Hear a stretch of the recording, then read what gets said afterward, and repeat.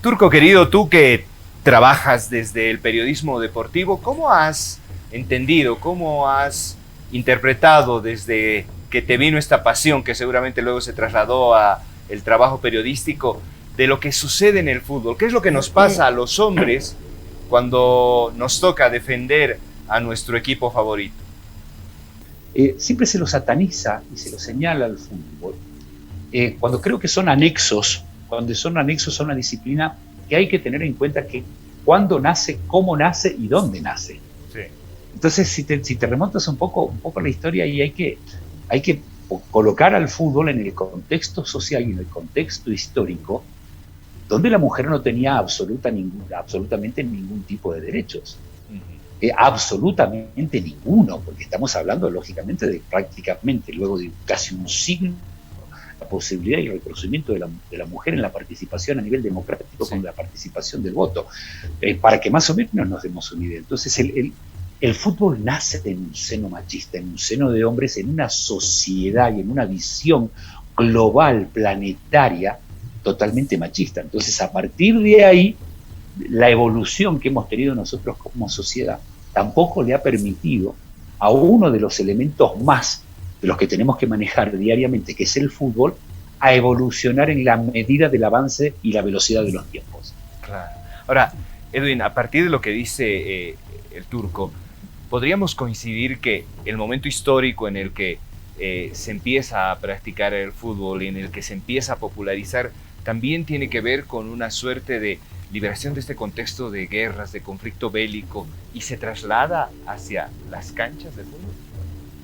Sí, lo que pasa es que este deporte se mueve pues en metáforas, ¿no? Y una de esas es precisamente la que tú dices, ¿no? La guerra.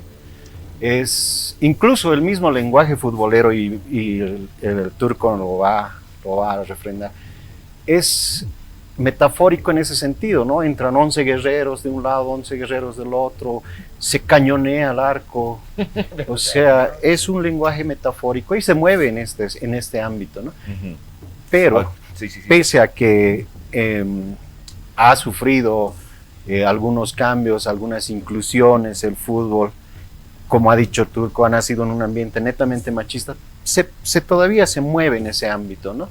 Pese a que se reconfigura tal vez permanentemente con inclusiones de mujeres en algunos sectores, no termina nunca de ser el espacio ideal para reproducir una cultura machista que explota en misoginia, en sexismo, en homofobia, claro, y en prepotencia.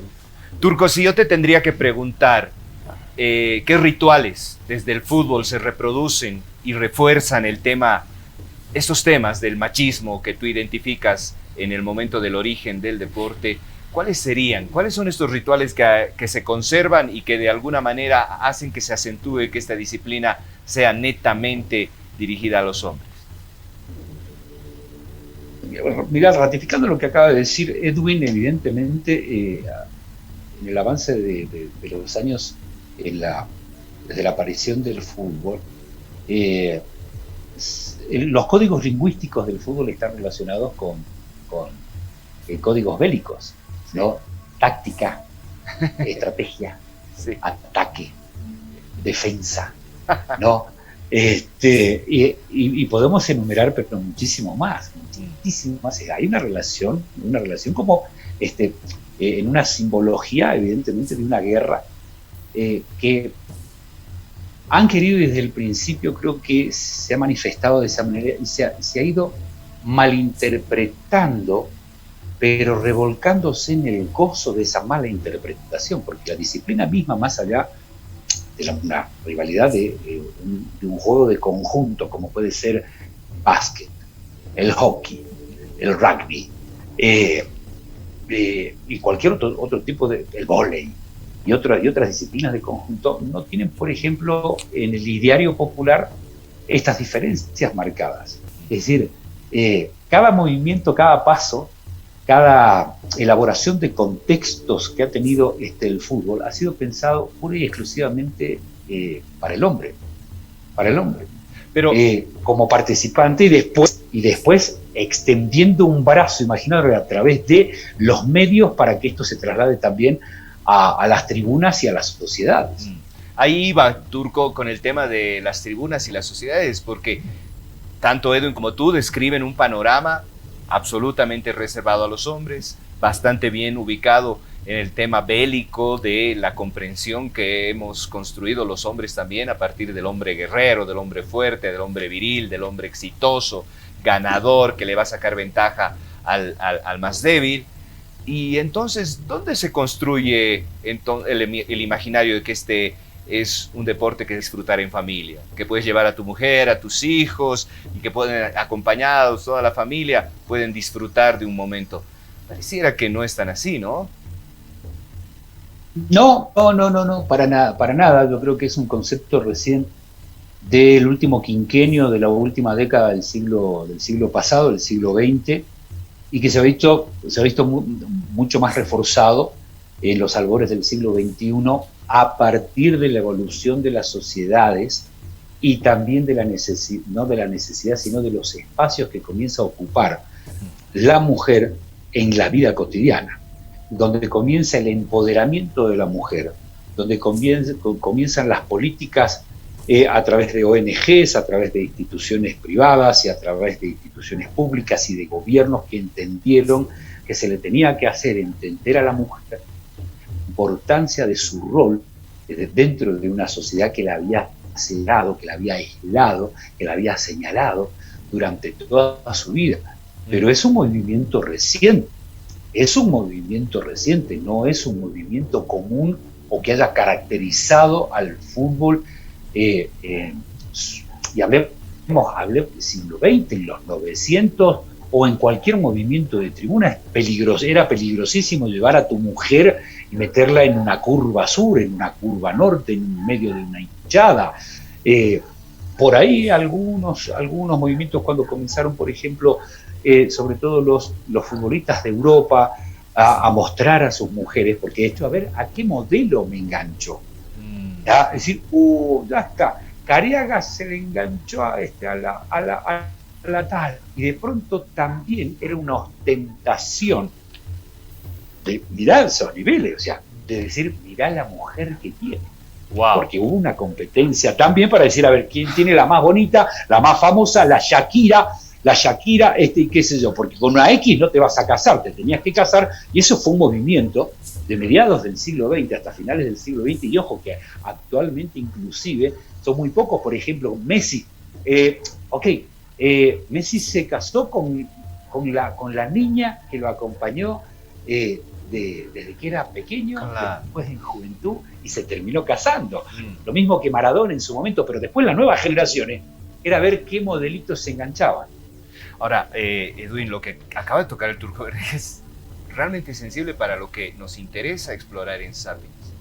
Y es esta tremenda simbología de, una vez más, hacer de la mujer mi adorno, un objeto, algo que tengo que llevar a la cancha, ¿no? Esto es, claro, complejo también. Claro, está todavía en esa imagen, ¿no? En Argentina son famosas las botineras, precisamente mujeres que pretenden conseguirse, digamos, a un futbolista para que hacerse famosas, igualmente ellas, y tener una vida más apacible en vista de que nunca más van a trabajar, digamos.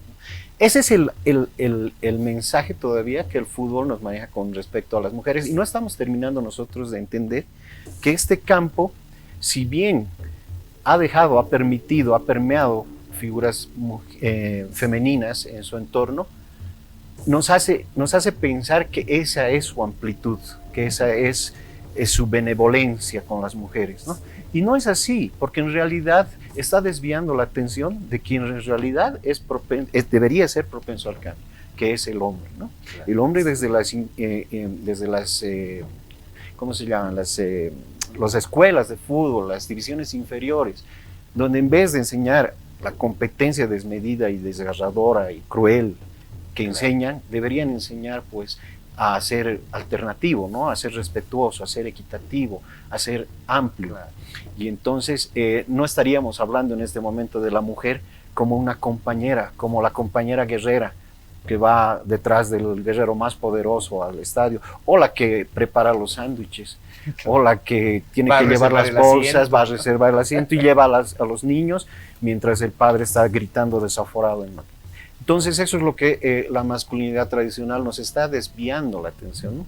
Nos está diciendo, bien, nosotros hemos sido un poco amplios al permitir a la mujer que haya equipos femeninos, obviamente que no se equiparan nunca a los equipos masculinos, que haya dirigentes, que haya árbitras, pero en realidad nunca va a terminar de ser un escenario eminentemente masculino, machista, misógino, sexista, mientras no haya un cambio en quién es el personaje, digamos, central de este folclore futbolístico. Miren lo que tenemos hasta acá. Ojo, pero Sí, ojo, sí, pero ojo, si de pronto, a ver, cambiamos el sexo, sí, si de pronto cambiamos el sexo y sacamos a los hombres de una cancha y colocamos 22 mujeres, ojo que, Edwin, esos mismos códigos se trasladan al campo de juego aún con mujeres compitiendo, ¿no? Ajá. Igual tienes una competencia desgarrada, igual tienes Claro. la adrenalina a flor de piel, es decir, los mismos códigos que tienes dentro de un campo de juego con los hombres se trasladan, ¿no? Para el lado de las mujeres en el momento que tienen que competir. Claro, No, se no parecería hay- que el fútbol es un molde, ¿no? Exacto. O sea, si quieres entrar al juego, jugar con todo lo que está desde 1930 hasta nuestros días. O sea, tienes que jugar las reglas que se han impuesto. Y además, claro, eminentemente Claro, es una pero- competencia, ¿no? Y nos Claro, educan exactamente, competir. Edwin, es una competencia y esto lo traslado al básquetbol masculino, al básquetbol femenino, al rugby femenino. Y yo no sé hasta qué punto, te digo, porque yo Claro. estoy muy relacionado con la competencia de las mujeres y específicamente en el fútbol. Sí, sí. No sé yo he visto más competitividad dentro de el grupo femenino, de los grupos de mujeres dentro Ajá. del fútbol. No, pero no es que sea molde, es competencia, y como es competencia, y bueno, y si es un juego de contacto, y voy y choco y puteo, y te digo, exactamente hombres y mujeres. Sí, sí. Claro. Esto lo tenemos absolutamente claro, pero claro, parecería que te voy a brindar este espacio si juegas mis reglas, si entras en mi dinámica, porque miren lo que tenemos hasta este momento y ahora nos vamos a ir al corte y luego vamos a seguir conversando con el Turco Verdejo y con Edwin. Pero hasta el momento tenemos que el fútbol replica y es una serie del modelo bélico en el que el hombre guerrero tiene que triunfar, tiene que ganar, tiene que ser el más poderoso, tiene que derrotar al rival. Miren esto, defensa, ataque, todas estas cosas que se han expuesto. Pero también está en este refuerzo de los discursos y de este modelo hegemónico machista que nos venimos heredando generación tras generación, el hecho de que además el hombre exitoso tiene a la mujer más guapa, a la mujer más joven, tiene el dinero, el modelo de éxito, está referenciado al equipo en el que juegas, al equipo del que eres hincha.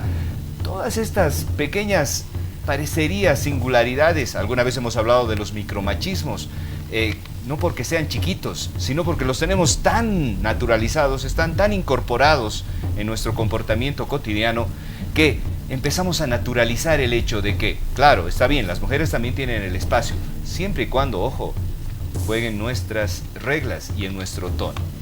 Vamos a irnos a un corte, enseguida vamos a continuar con esta conversación en relación al fútbol y las masculinidades.